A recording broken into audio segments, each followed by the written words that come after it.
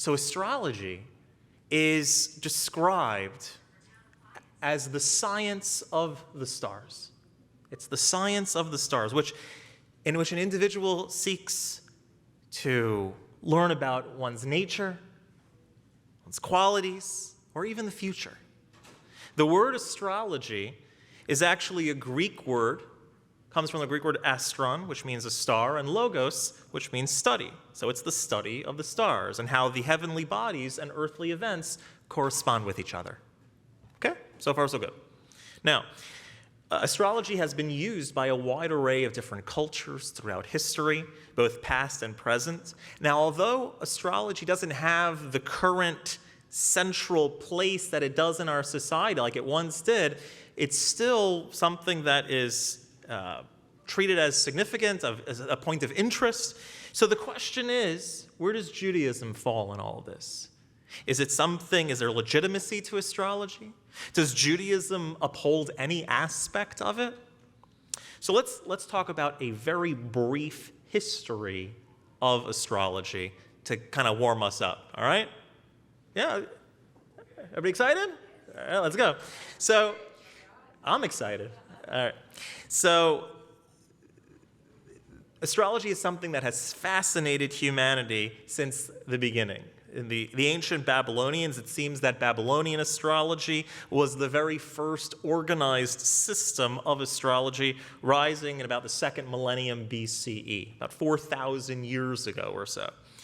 And so, as we're going to see, many prominent figures in history and the history of civilization have been identified as philosophers, astronomers, and theologians. They are also astrologers. So again, it's something that has, from the beginning of human history, been something people have enjoyed. Now, astrology made its way to Europe through the Greek civilization. The Greeks were very into it. Pythagoras developed a theory for the harmony between what goes on in the heavens and what goes on the earth. Medicine in the Greek times was heavily influenced by the study of astrology. Hippocrates, who is considered the father of medicine, used astrology as a primary means of diagnosis. This was something, again, that was a pillar, a core of civilization back in those days. In the 2nd century BCE, the Romans, they received astrology from the Greeks, and they were the ones that developed the system. They adopted the Greek system of astrology and the Zodiac, and they named the planets in our solar system after their gods, after their Roman gods, right? So Mars and Jupiter, these are all Roman god names. They also named the days of the week, and we're going to get into that, why we have Sunday and Monday and what all that means. We're going to get into all that. It's going to be a lot of fun. Okay? So it got into Europe through the Greeks. Romans came into power. Romans developed it a bit more. This was something that throughout many centuries, really until the Renaissance, astrology played a very prominent role in people's lives. Right, throughout the Roman Empire, once Christianity comes on the scene, many of the early church fathers sort of were successful in getting astrology to be put more on the back burner because it didn't fit into their worldview. And so it was something that, when they had power and control, that it was something that was sort of put on the lowdown, put on the back burner. But the truth is that astrology was something that played a very prominent place, even in academia, until the times of the Renaissance. In fact, in academia, astrology sort of fell out from being classified as a legitimate study in the Renaissance times, really fully in the 17th and 18th centuries. That's when it kind of fell out of vogue to be like studying astrology. But prior to that, when you said the word astronomy, or you said the word astrology, or you said the word mathematician, you were essentially saying the same thing. All three words could be used interchangeably. And so the modern manifestation, when we think of astrology, what do we think about? Newspaper horoscopes. We think about what's your sign, what's your sun sign, what month were you born in. These are kind of vague, watered down manifestations of astrology. The way that it was studied in prior generations until the time of the Renaissance was in academic circles. And there was a lot of math and a lot of astronomy involved in the astrological ideas. So the shift in acceptance happened during the times of the Renaissance. Different cultural changes were happening at the time. Another thing that changed at the time was Copernicus. Copernicus comes with a new model of how the solar system works. He wasn't the one that put the kibosh on astrology. In fact, many of people that were in the same time, same generation, Galileo was also involved in astrology. So, in fact, the greatest proponents of Copernican thought were also astrologers. Galileo, Kepler, they were practitioners. They were practicing astrologers. So we can't say that from the time of Copernicus, that was the final hammer blow, and then astrology's off. It was a slow evolution of how it sort of was dethroned from its central part in society. Rekindled interest comes about in the early 20th century. There's a revival of mysticism and mystical ideas, occultic knowledge, and so there was a revival of astrological ideas. This was something that became more in vogue, more mainstream, again, not mainstream, but more publicized. And then with publications, especially in the 1930s, beginning of the 1930s, where it would be in newspapers and they'd put what your horoscope is for that day or whatever it is, this popularized astrology again in society. But many of our great leaders and historical figures consulted astrologers, used astrology in their lives. John Dee, who was a prominent astrologer, he was advisor to Queen Elizabeth I. William Shakespeare makes over 100 different references to astrology in his works. Napoleon and his wife Josephine both sought consultation from prominent astrologers. J.P. Morgan, it says that he was said to visit an astrologer named Evangeline Adams every morning on his way to work. Not bad. In fact, some of the early U.S. presidents really dabbled in astrology and the occult. Some of the founding fathers were very interested and involved with mysticism and the occult. In more modern times, Gene Dixon, a prominent astrologer, told Franklin Delano Roosevelt in 1945 that he didn't have long to live. He died a few months later. In the same year, that same astrologer told Winston Churchill that he was going to lose his next election, but then would return to power later. And that's what happened. That's what took place. Richard Nixon followed the astrological predictions of Gene Dixon. Donald Regan, who was the former chief of staff to Ronald Reagan, wrote that virtually every move and decision that happened during the Reagan years was made during his time as the White House staff, was cleared through an astrologer, Joan Quigley, and who drew up horoscopes and made sure that certain planetary influences were fitting for different meetings and events that were being. So, I mean, we are talking about prominent people, historical figures that engaged in this. Interestingly enough, even though the Nazis, may their names be obliterated forever, the Nazis, they were executing people that were astrologers. Yet Himmler and Hess had an astrologer that they would consult to try to formulate different routes. In fact, there was a small group from the Brits that wanted to sort of counteract that.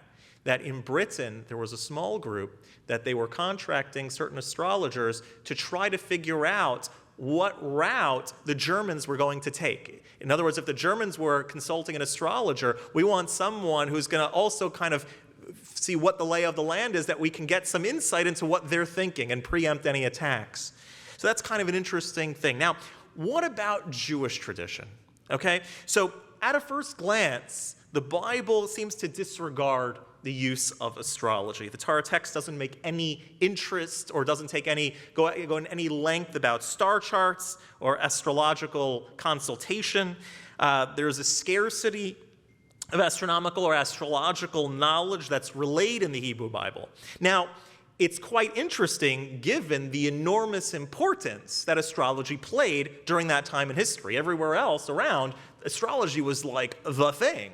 But the Hebrew Bible, written at the same time, in the same region of the world, same general region of the world, doesn't really contain all that much reference, doesn't really contain any references openly to astrology. In fact, the only mentions of astrology, the astrologer gets the information sort of incorrect. Potiphar's wife seeks to seduce Joseph because an astrologer told her that she was supposed to have a child through him. Well, she was wrong. Pharaoh drowns the Jewish boys in the Nile, hearing from his astrologers that the Redeemer of the Jews is going to have his end come through the water.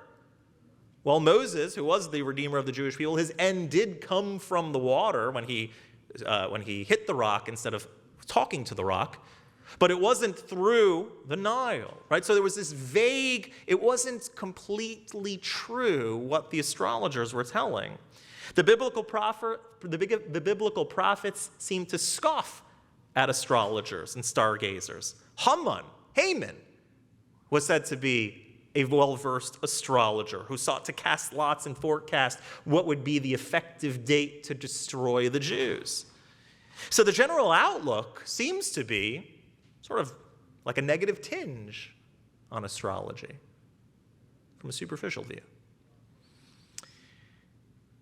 In the Talmudic era, knowledge of the planets and their role in astrology becomes ever more prevalent in Jewish literature. And we find astrology mentioned in the Talmud. It's referred to at least 10 times in the Babylonian Talmud, and sometimes the practitioners of astrology are called the Chaldeim, or Chaldei, which is the Babylonians who practiced this art.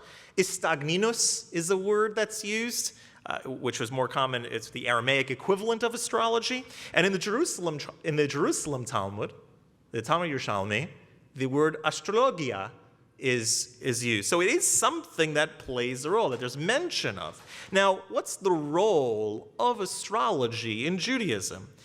So Abraham and his descendants are described as being above the influence of the stars. And at the same time, the Talmud mentions that Abraham himself was a fantastic astrologer. It was a well-known astrologer, so well-known, in fact, that local kings and noblemen would come to Abraham to learn astrological secrets.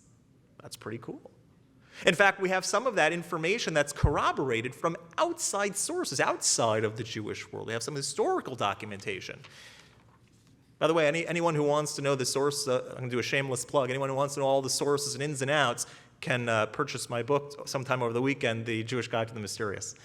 Had to throw that out there. Shameless plug.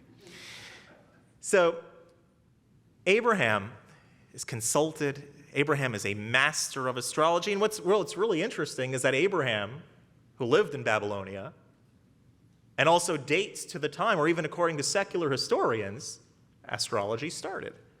So Abraham is living at the time and at the place of the hub of astrology. There are certain times in our tradition that the Talmud goes into great detail telling us that astrology was used in a positive sense. Abraham is told he's going to have a son. God tells him he's going to have a son. God takes him outside of his house and tells him that his descendants are going to be like the stars of the sky. And the Talmud explains that Abraham was convinced that he wasn't going to have a son with Sarah. Why wasn't he going to have a son with Sarah? Because he was a master of astrology. He looked at the stars and saw that that wasn't the case. So God brings him outside and tells him, whoa, wait a second over here.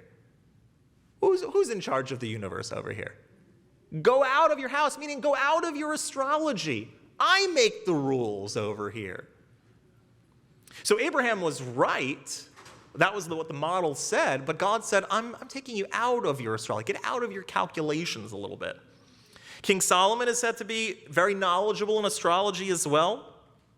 A solar eclipse was seen as a bad omen for non-Jewish nations, and a lunar eclipse was seen as a bad omen for the Jewish people.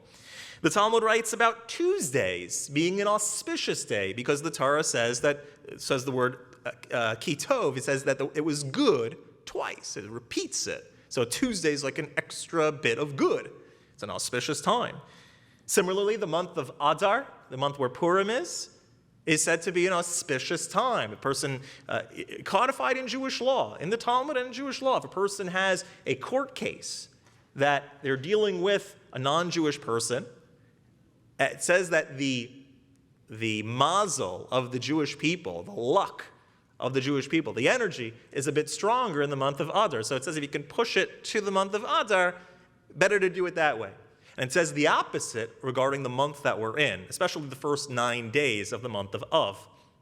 We're in Av right now, and it says when Av comes, it's like the energy is a lull. It's not a joyous month. It's much more sort of so in any case, the idea of months and days having a certain energy to them has tremendous value and meaning in our tradition. Now, I want to get into some of the nitty-gritty, some of the really cool stuff.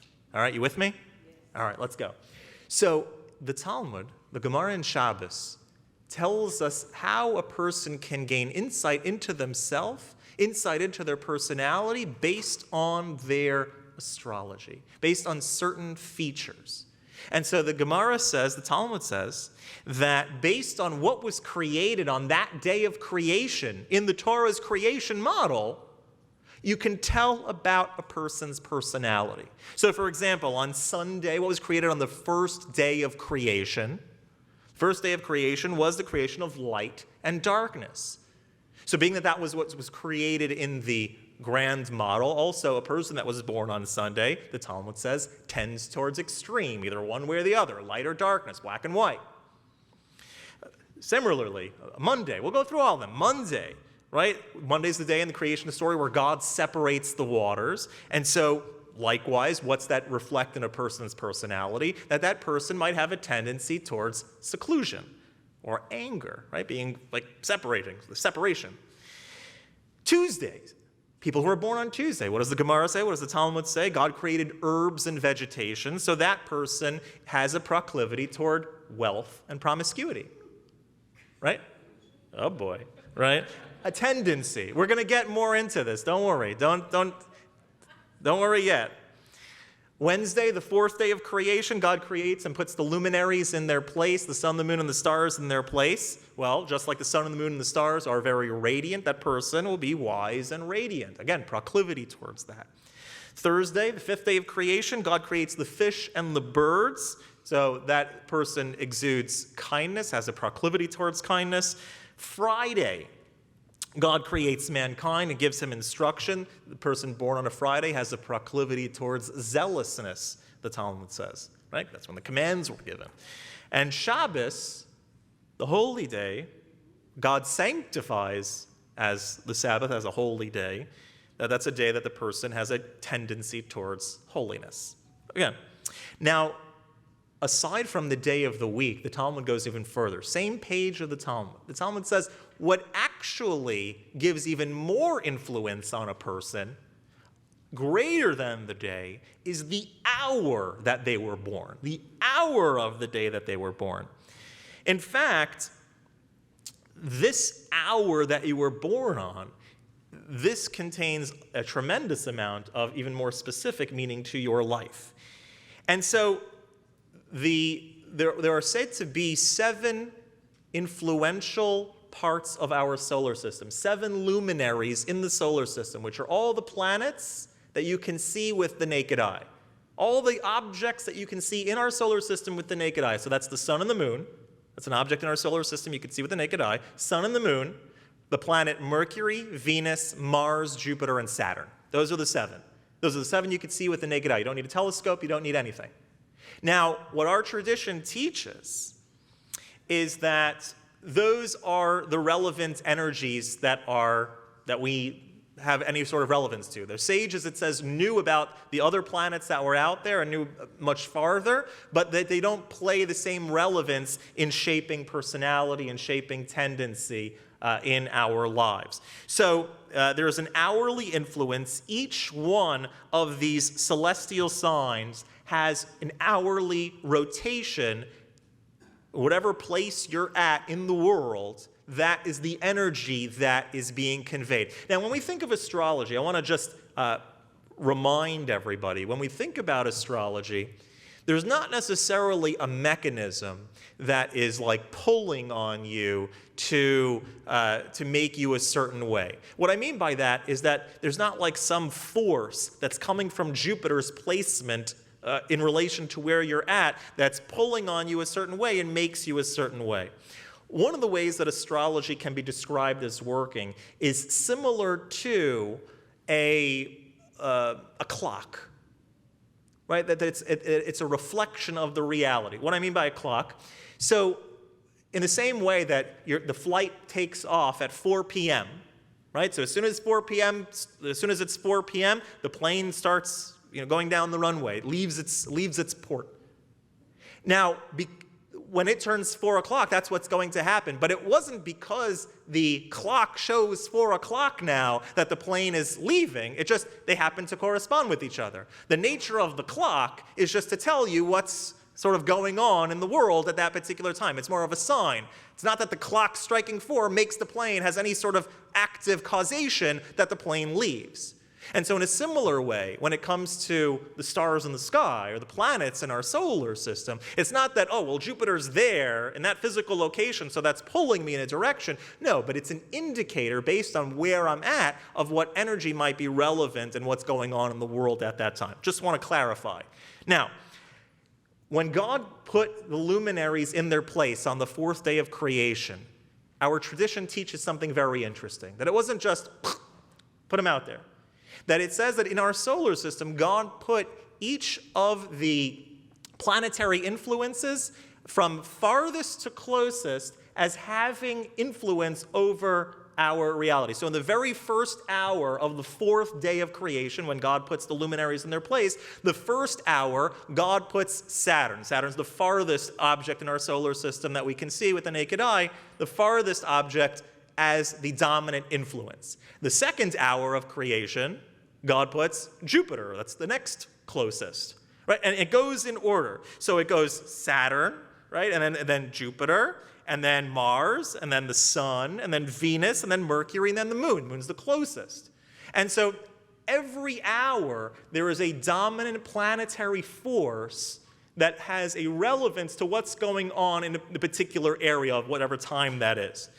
And so what I'd like to show you is what that would look like on paper.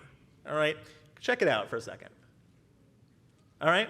If you were to make a chart, so the day, you see day 4 of creation it's the middle column. It says day 4 at the top. So that's day 4. So what our sages have done was divide up the week into 7 days of 24 hours, and the 7 influences that began, remember, in our tradition, the day begins at night.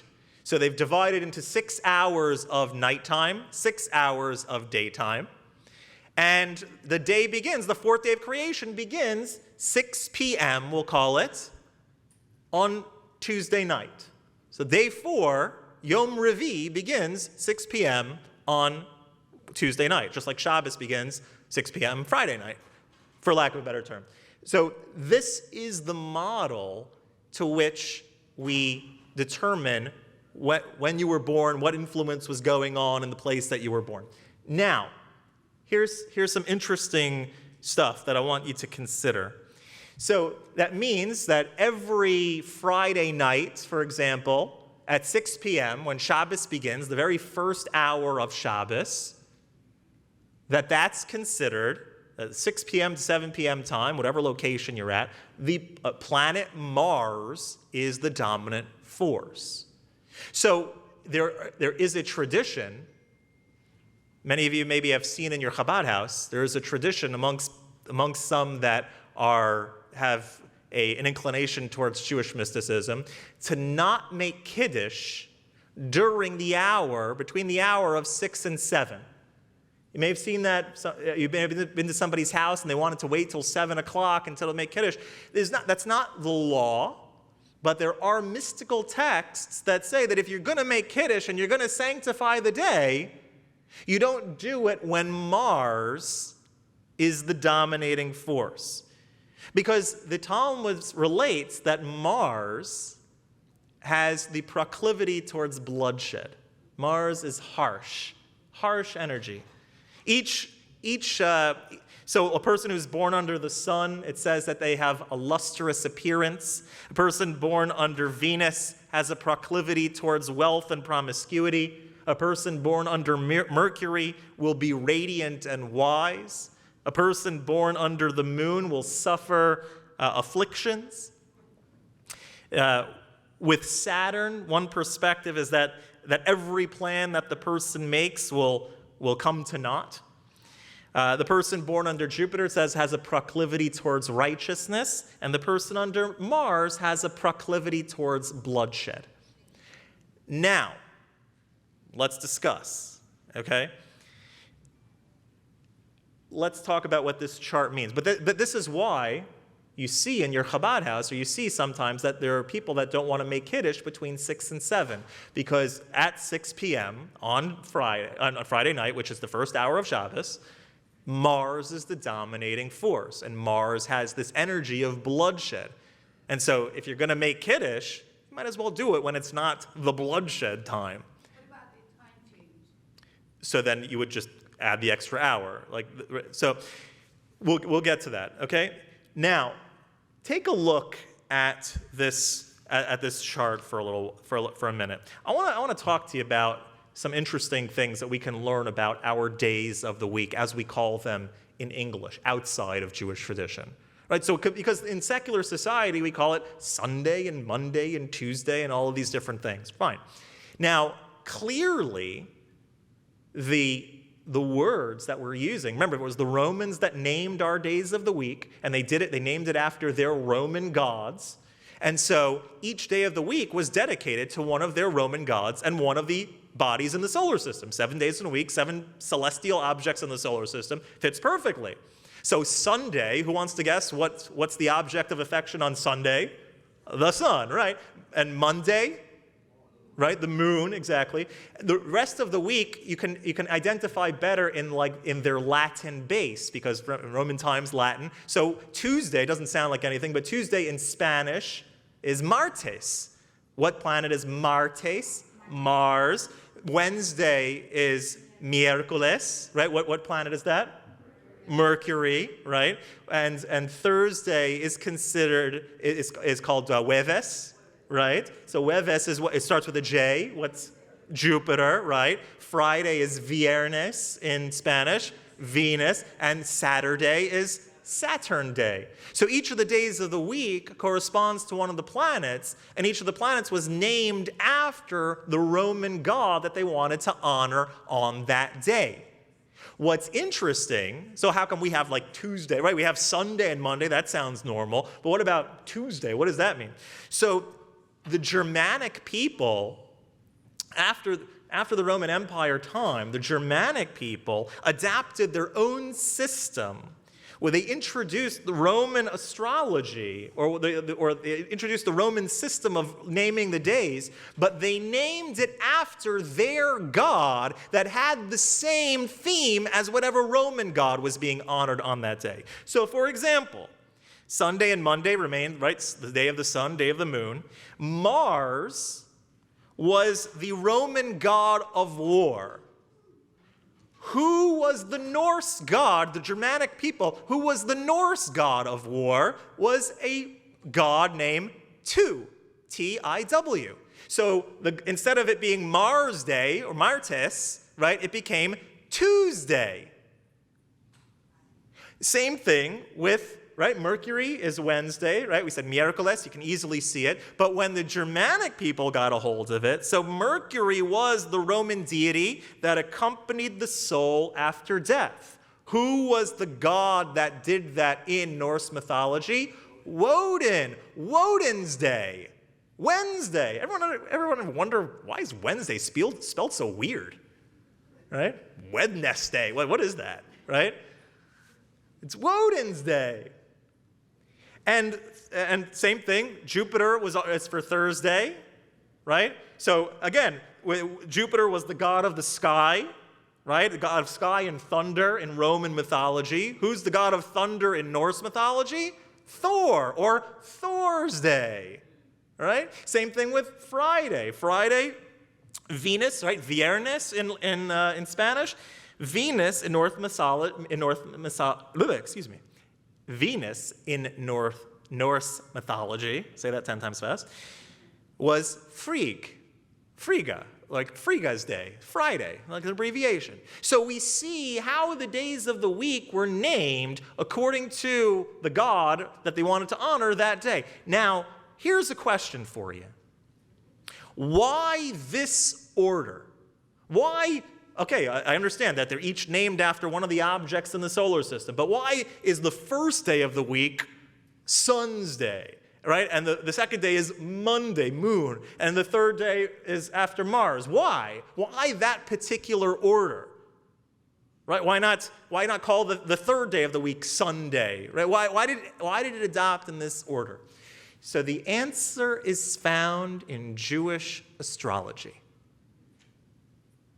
The answer is found in Jewish astrology. How so? If you take a look at the chart, the very first daylight hour of influence of each day of the week, 6 a.m., the first daylight time, represents what day of the week, what day is going to be honored. In other words, the 6 a.m. time, you can see it on line 13, the 6 a.m. time, the very first daylight hour on the first day of the week, what's the influential power? The sun. And on day 2, right, at 6 a.m., what's the first influential power? The moon. Monday. And the day 3, Mars. All the way across the board. So the reason that the first day of the week and the second day of the week is called Sunday and Monday is because in Jewish astrology, which became popular during Roman Empire times, the information sort of spread, that those were the hours of influence. Those were the dominant hours of influence during the first daylight hour of those days. That's why we have it in the way that we have it. So astrology, the stars in Judaism, are said to be the channel in which God engages with the universe. It's part of the structure that God created. That God created this sort of master system. If you want to consider the universe like a computer system or computer program, the stars are part of that in demonstrating what energy is meant to be transferred to creation. Now, in fact, the word mazel, it says, comes from the same word as the word to flow, because mazel, the stars and constellations, show what energy is being channeled from the divine into creation. Now, the question that's raised in the Talmud is whether the Jewish people, in particular, are confined to astrology. Whether they're, in other words, if I'm born in a certain month, on a certain day, in a certain hour, am I guaranteed, am I locked into that? And ultimately, the answer is no. You're not locked into it. Even as an individual, the Jewish nation is certainly not, but even as an individual, we are not locked into that. In fact, we always have the freedom of choice. Part of what makes us divine and special is our capacity for choice. Nobody is limited The default might be a certain pattern, but nobody is limited to their astrological sign, their zodiac sign, or any of the astrological predictions that would go into their time of birth or wherever they find themselves in life. Even the person that has a proclivity towards bloodshed, someone who was born under Mars, always has free choice of how they're going to use it. So you can't, if a person goes out and becomes an axe murderer, you can't tell the judge, listen, I'm sorry, I was born under Mars. What do you want from me? A proclivity towards blood, meaning a comfort around blood, could also lead a person to be a surgeon, to be a shochet, to be a moil, comfortable with blood. The other guy is like, I'm not going near that. Even the person that's proclivity towards bloodshed, that doesn't mean that you're destined to be Charles Manson. That's not what this is about. You always have free choice. In fact, the Torah tells us, Gemara tells us, Talmud tells us, that a person, through using their free will, can change their destiny.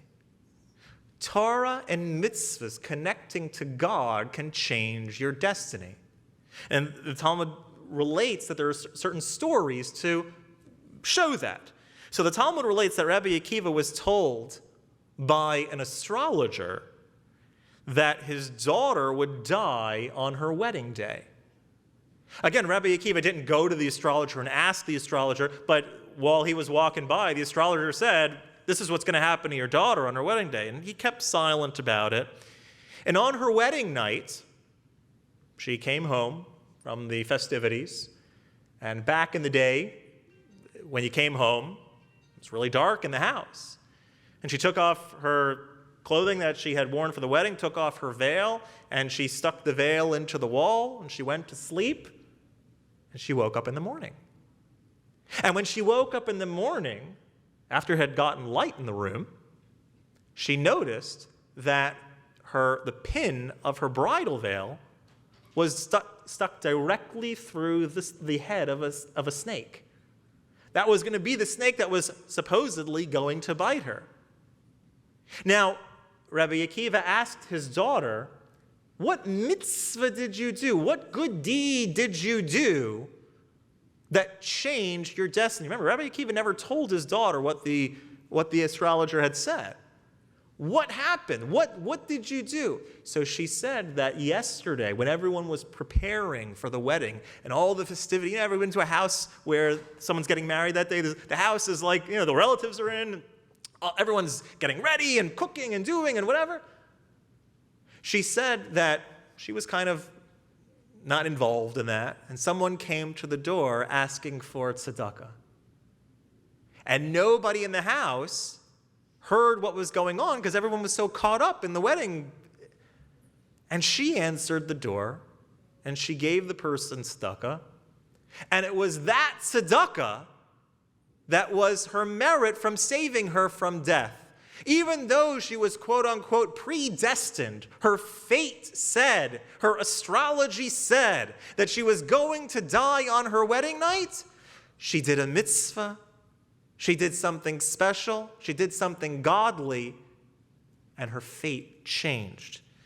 There was another incident that took place. Rabbi Nachman Bar Yitzchak was told by also astrologers that the mother of Rabbi Nachman Bar Yitzchak, I should say, was told by astrologers that her son, who became Rabbi Nachman Bar Yitzchak, that when he was born, he was going to have a proclivity towards theft. And so his mother decided that from the time that he's born, she's going to keep his head covered. In fact, one of the sources of wearing a yarmulke all the time by everyone is this idea that keeping your head covered will always remind him that there's something above. Don't steal. And it says that Rabbi Nachman Bar Yitzchak, when he was, one time his head covering fell off, and he had like an urge to steal, but being engaged in holiness alters one's fate for the better. We're not locked in to our fate. We are not confined by anything. And so this is a really important principle that you can't say, oh, I'm not to blame. I was made this way. I was born this way. This is what's destined for me, whatever it is. I always have the choice to change. I always have something that can pull me out of the fate that was allotted to me. Let's get into some Kabbalah.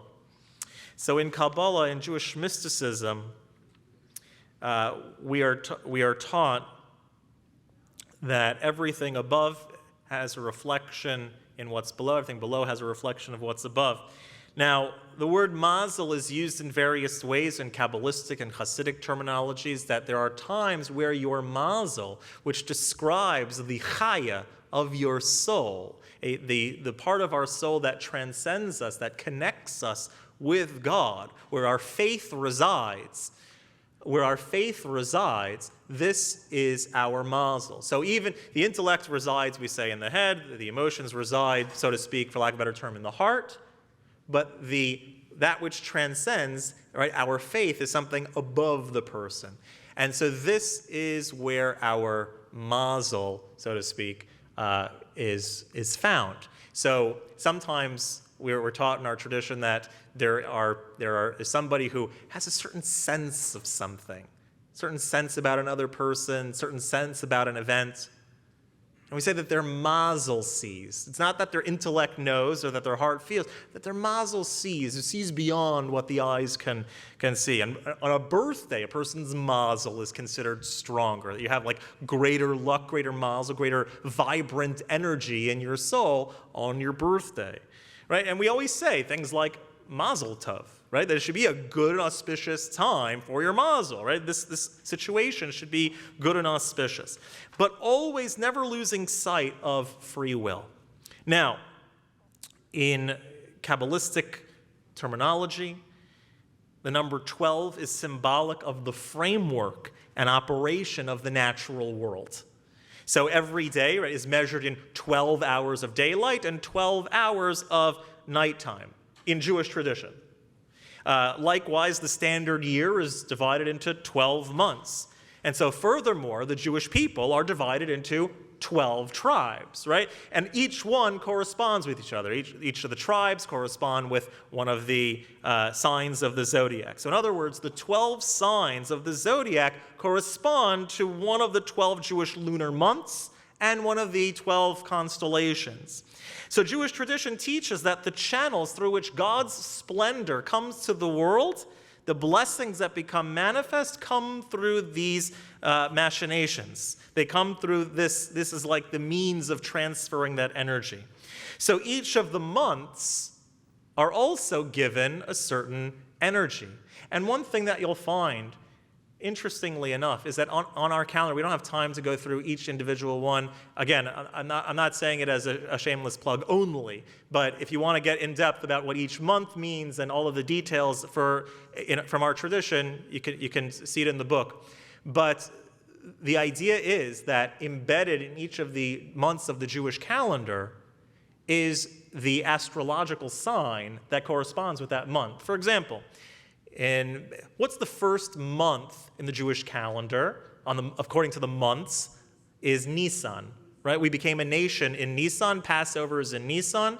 Who knows what the astrological sign for that time of year is? Aries. Any idea why a ram or a lamb would be something relevant to Passover? Exactly, the Paschal lamb, the Paschal sacrifice. Give you another idea. So Rosh Hashanah is coming up, and the high holidays are coming up. That's the time, right? Tishrei is the time of God's judgment of the world. Anyone know what astrological sign is relevant? It is Libra. What's the sign of Libra? What does it look like? The scales of justice, right? Embedded in creation, all of this stuff has meaning. Embedded in creation are these energies, are these signs. And we could go through each one if we had more time, but we don't. And each of those months as well carry with it one of the four elements. They're considered either air, fire, water, or which one are we missing? Air, fire, wind, earth. Yes. And each one of those is said to represent a certain personality trait. So the earth, right? Earth represents a person who has a proclivity towards laziness or depression. Fire, someone who is a proclivity towards anger, right? You're all fired up. A air person is someone who's just like babbling all the time, gossiping all the time, right? Just airy person. And then a person who has a connection with water is someone who indulges in pleasure. But again, these are all proclivities. These are proclivities, and all of the astrology coming together, not just what your sun sign is, what month you were born in. All of the astrological features come into play to make the person the person. One of the reasons that astrology is sort of dismissed in the scientific community is because there's no way to test it. Why is there no way to test it? Because there are so many things that change, that make a person a person.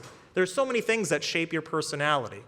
Your nature, right? Your genetics, your nurture, the house you grew up in, the environment you grew up in, the people you interacted with, your life experiences. Your nature and nurture play major roles in addition to your astrology.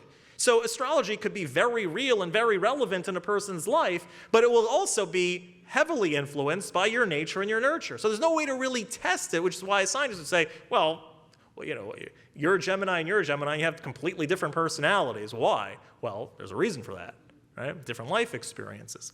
I want to close with an idea. We have to close, unfortunately, because I got the sign that it's 5 minutes left, and I want to take at least some questions, maybe. Well, I want to end with a takeaway that I think is very relevant to all of our lives. The relevant takeaway is as follows.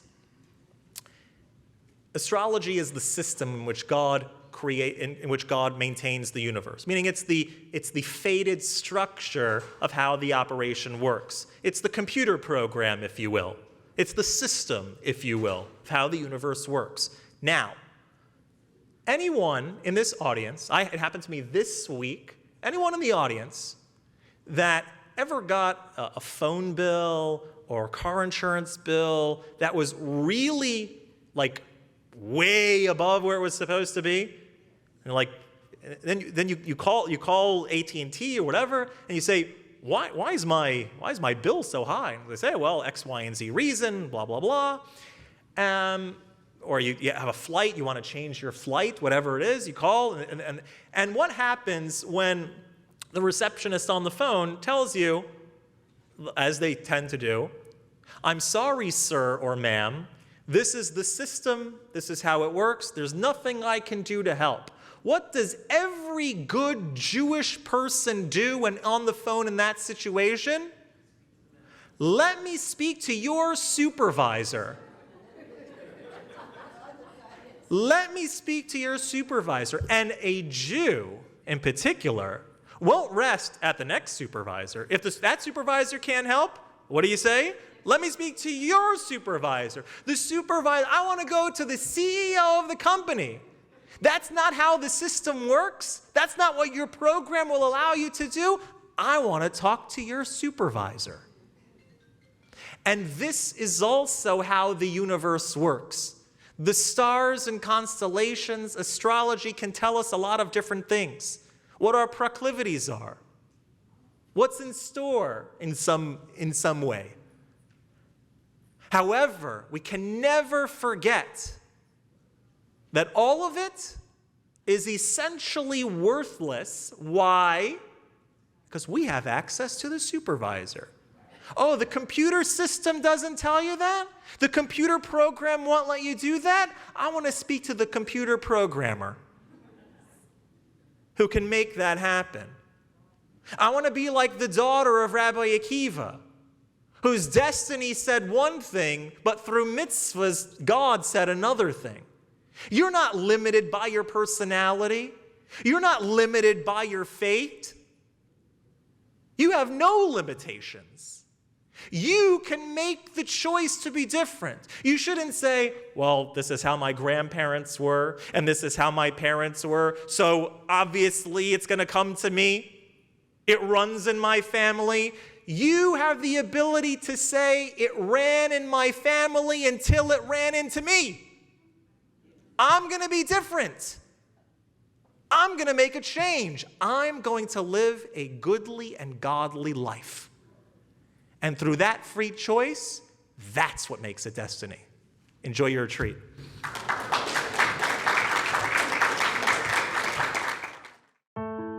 Click subscribe for more videos that educate, inspire, and make you think.